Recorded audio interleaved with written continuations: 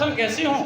सासू माँ तो रोज करती है कि देखे बिन काना जब मन नहीं माना, इन आंखों से आज ब्रह्म को पहचाना। कृष्ण पद कमलों में मन को लगाना, इन गोपियों का ताना उल्हाना तो है एक बहाना, इन गोपियों का ताना उल्हाना तो है एक बहाना। बड़ा सुंदर बहाना ढूंढा। सासू माँ तो चली गई पूजा करने के लिए मंदिर में, और गोपियों ने चट चट सब माखन की मटकी जितनी रखी थी सब आंगन में फैला दी।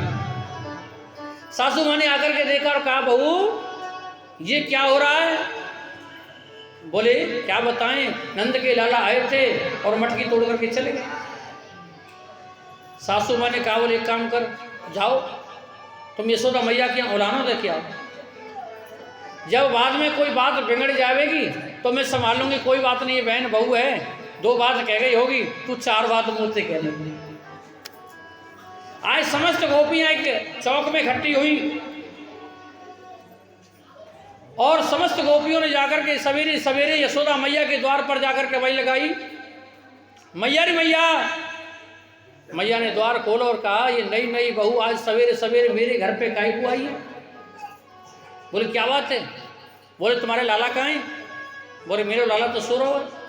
रात्रि को भगवान के नेत्रों में काजल डाला था मैया ने, अब तो मीण मीण करके ऐसा बना लिया जैसे जगन्नाथ भगवान जी की मूर्ति बन जाती है। आकर के भगवान पल्लू पकड़ के खड़े हुए हैं मैया का। एक गोपी ने कहा, मैया तुम्हारा जो लाला है ना, ये बहुत नुकसान करे, बहुत उद्यम करे, हमारे बछड़ों को खोल लेता है। यशोदा मैया ने कहा, अच्छी बात तो है, तुम्हारा काम ही तो करता है। बोल नहीं, समय से पहले बछड़ों को खोल देता है और वो पूरा दूध पी जाते हैं, बच्चे भूखे रह जाते हैं। एक सखी ने कहा, मैया मेरे घर पे जाके तो ही माखन की चोरी करे, चोरी। यशोदा मैया ने कहा, जब तुम्हारे घर चोरी करने आवे ना तो तुम थोड़ा सा याकू अपने हाथ से दे दिया करो। एक गोपी ने कहा, मैया जब हम याकू दें ना अपने हाथ से तो ये टेढ़ो मुंह करके के मोह तो चोरी को हिस्सा लगे। मैया ने कहा, जब तुम्हारे यहाँ उदम करने आवे, चोरी करने आवे, तुम याकू डांट दिया करो। एक गोपी ने कहा, मैया जब हम इसको डांटते हैं ना तो ये टिलेल बदरिया कह के भाग जाए, फिर हमें भी हंसी आ जाती है। यशोदा मैया ने कहा, बोले एक काम करना, जब तुम्हारे यहाँ चोरी करने आवे ना तो मटकी को थोड़ा ऊंचा रख दिया करो, मटकी को ऊंचा रख दिया करो। एक गोपी बोली, मैया क्या बताऊं, मैंने अपनी माखन की मटकी को एक पेड़ से लटका दियो और मैंने कहा, कन्हैया आज माखन खा के दिखावे तो जानू, और ना जाने कहाँ से इतना लंबो बांस ले आयो और नीचे से मारो, पूरा माखन खा गए। आप खावे तो खावे, नीचे ग्वाल मंडली और ऊपर बंदरन को खवावे, बंदरन को खवावे। यशोदा मैया कहती है, कोई गाली मत देना, मेरे लाला को कोई गाली मत दीजिए, हो कोई गाली मत दीजियो, हो मो गरीब नी को जायो रे, कोई गाली मत दीजो।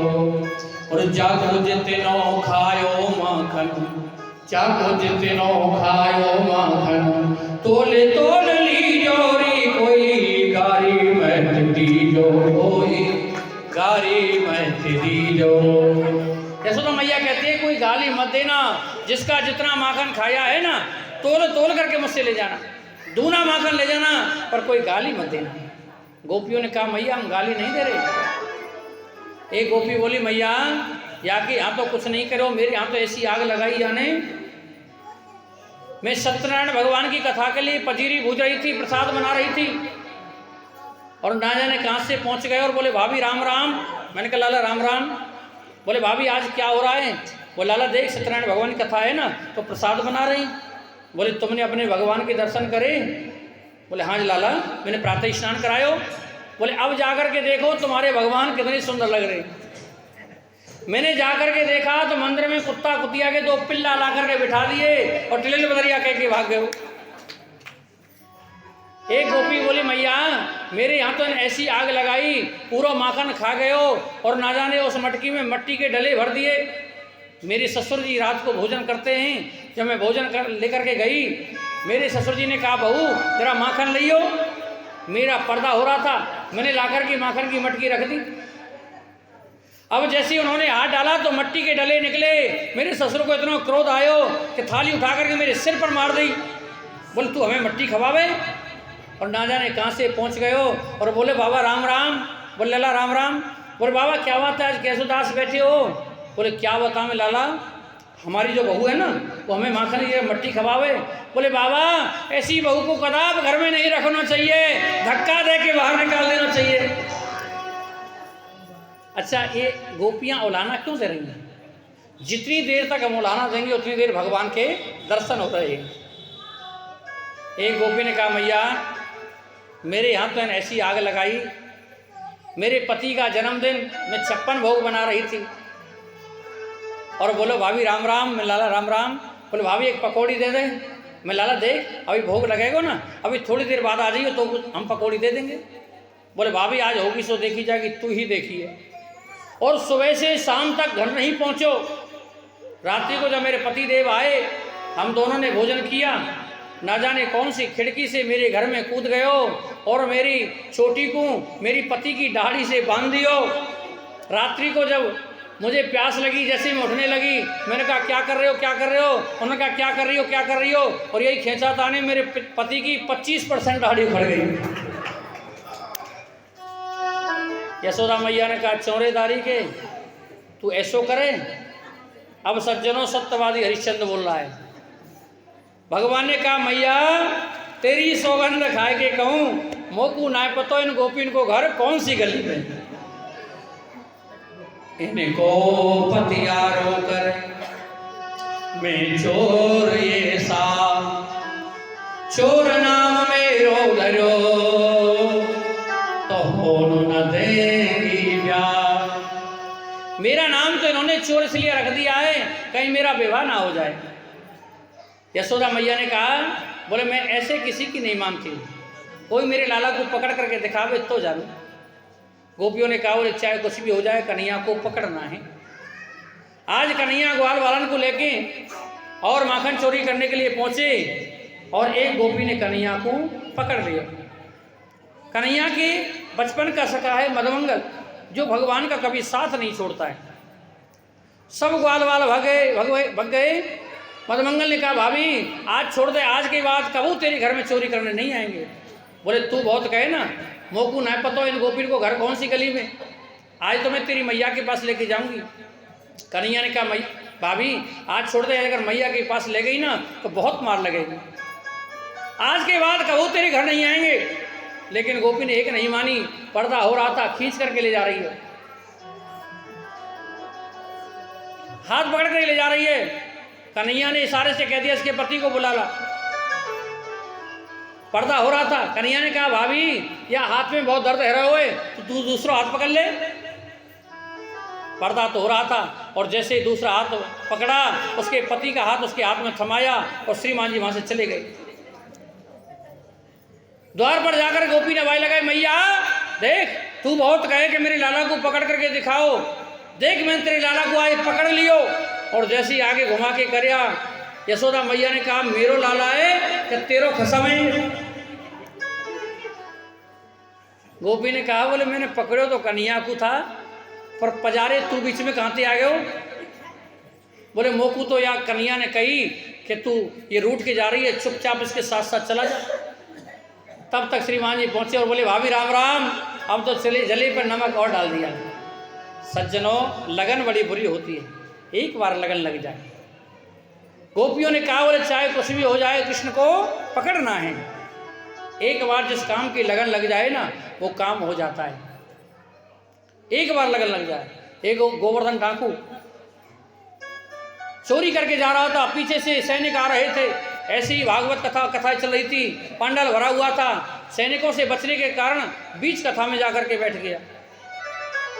व्यास जी कह रहे थे नंद का जो लाला है ना, सोने की बंसी है, सोने का मुकुट है, हीरे जवाहरात का कंठा है, माखन मिश्री दे दो और कुछ भी ले लो। बोले माखन मिश्री दे दो, कुछ भी ले लो। कथा विराम हुई, पीछे पीछे व्यास जी के पहुंचा और कहा महाराज वो कहाँ रहता है? बोले वृंदावन में। बोले माखन मिश्री दे दो, कुछ भी ले लो। बोला हाँ। बोले व्यास जी अगर आपकी बात सच निकली तो आधा हिस्सा तुम्हारा। ये बताओ उसका नाम क्या है? बोले श्याम सुंदर। मैंने बताया ना, अतिशय पापी होता है, उसे भगवान का नाम अच्छा नहीं लगता है। उसने कहा श्याम समुंदर। बोले नहीं, श्याम सुंदर। बोले इस नाम को छोटा करो, ये बड़ा बहुत है। पंडित जी ने कहा बोले भैया जो नाम रख गया, छोटा बड़ा कैसे हो सकता है? बंदूक निकाली, सीने पर लगा दी। बोले छोटे नाम भी आप ही रखते हो और बड़े नाम भी आप ही रखते हो, छोटा करो इसको। पंडित जी ने कहा बोले पहले तुम्हारे नाम को छोटा करते हैं, तुम्हारा नाम क्या है? बोले गोवर्धन। बोले पीछे से धन को हटा दो तो क्या रह गया? बोले बोले तुमने तो मेरे नाम का सत्यानाश कर दिया। बोले भैया जो नाम रख गया वो रख गया, छोटा बड़ा नहीं होता है। गोवर्धन ने कहा ठीक है, तो पंडित जी अगर आपकी बात सच है तो आधा हिस्सा तुम्हारा। मन में आस लगी है, लूटना है तो उस मुरली वाले को लूटना है। 3 दिन हो गए, 3 रात्रि हो गई, चलते चलते थक गया। ना भूख लगती है ना प्यास लगती है, आस लग रही है तो केवल यही कि लूटना है तो उस बंसी वाले को लूटना है। रात्रि का समय था, वृंदावन में आया, देखा कब प्रातः होगा, कब सूरज निकले। पेड़ पर चढ़ करके बार बार देख रहा है गाय आ रही है नहीं आ रही, गायों का झुंड चला आ रहा है, धूल उड़ रही है। गोवर्धन ने सोचा अब शायद अब आ रहा है। भगवान जैसे ही पहुंचे, गोवर्धन ने कहा माखन मिश्री खाओगे? बोला हाँ। माखन मिश्री दिया। बोले और चाहिए? बोला हाँ। दूसरी बार दिया तो दूसरा रूप बना लिया, तीसरी बार दिया तो फिर रूप बदल लिया। गोवर्धन ने सोचा है कोई जादूगर तो नहीं है, ये बार बार रूप बदल रहा है, पर कोई बात नहीं है बेटा। बोले और चाहिए? बोले बस अब नहीं चाहिए। बोले एक काम कर, तेरे पास जितना ताम झाम है ना, ये मुकुट हीरा कंठा ये सब एक पोटली में बांध दो। भगवान ने मुकुट उतारा, कंठा उतारा, बंसी एक पोटली में बांध दो। बोले गोवर्धन लो भैया। अब तो गोवर्धन का हाथ नहीं बढ़ता है। गोवर्धन ने कहा गोवर्धन तूने इतने बड़े बड़े डांके डाले, कभी हाथ नहीं रुका, आज तुझे क्या हो गया, तेरा हाथ क्यों नहीं बढ़ रहा है? भगवान ने कहा ले भैया पकड़, पैर बढ़ाता है तो पैर नहीं बढ़ता है। बोले कभी तेरे से कुछ इतने लंबे बड़े बड़े डांके डाले, एक छोटा सा बच्चा नहीं लूटा जा रहा, आज तुझे क्या हो गया? तीसरी बार भगवान ने कहा गोवर्धन पकड़। गोवर्धन भगवान के चरणों में जाकर के गिर गया। भगवान ने अपनी आंखों में भर लिया और कहा गोवर्धन तुझे लगन लगी थी कि लूटना है तो बंसी वाले को लूटना है, एक बार कोई मेरे द्वार पर आ तो जाए।